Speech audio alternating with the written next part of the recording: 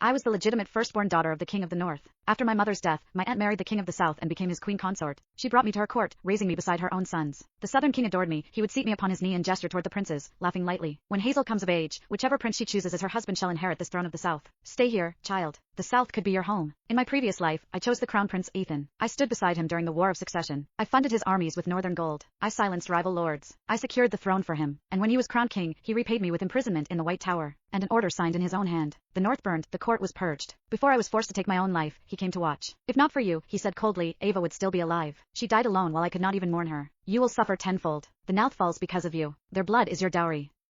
Then I died. When I opened my eyes again, I was seated once more in the great hall. The king was smiling. Hazel, today you will choose your husband. The princes stood before me. This time, I did not look at Ethan. I pointed instead to the queen's third son. I will marry Alexander. And this time, I would decide who burns. My aunt watched me carefully and nodded to a chamberlain, who stepped forward and placed a slender gold circlet in my hands, the king's token of choice. Hazel, she said gently, her voice carrying through the hall, give this to the man you wish to marry. The king laughed, warm and indulgent. Yes. Whomever Hazel favors, I shall grant her hand with my full blessing. Let the realm celebrate. The great hall was filled with princes, high lords of the council, noble matrons, and the daughters of the most powerful houses in the south. As a northern-born princess raised in the southern court, my marriage was more than a personal matter. Whoever claimed me would gain an alliance strong enough to tilt the balance of the crown itself.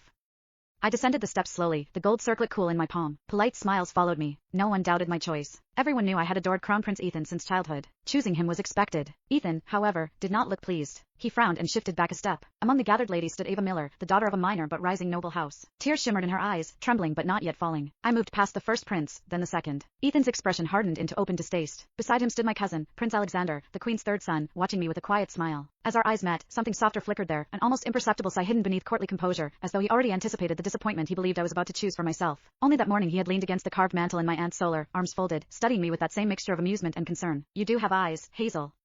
Must you always chase a man who barely looks at you? You could choose my brother instead. With your standing, why beg for indifference? He had laughed then, careless and warm. And yet, in my previous life, when I was condemned, it was Alexander who rode from the northern border without rest, driving his horses to collapse beneath him. He arrived too late. He knelt before my coffin for 3 days and 3 nights, refusing food, refusing sleep. I failed you, he had whispered hoarsely. I should have stopped this marriage, even if it meant defying the crown. I should have saved you. I blinked away the memory. Beside Alexander stood the second prince, composed and detached. His mother had once been the king's acknowledged mistress, and though he was raised within the palace, he understood the limits of his claim. He neither fought nor schemed. The throne was never truly within his reach. The hall held its breath as I lifted the circlet. I stepped toward the princes. Before I could place it in anyone's hands, Ethan suddenly strode forward and dropped to one knee. Your Majesty, he said, voice ringing clear through the chamber, I beg you to release me from this honor. My heart already belongs to another. He turned slightly, reaching toward Ava without touching her. Lady Ava Miller is the woman I love, he continued without hesitation. Our devotion is neither fleeting nor shallow. No one but her will ever be my wife. Ava Miller's father was nothing more than a junior royal clerk attached to the king's archives, a respectable position but far beneath the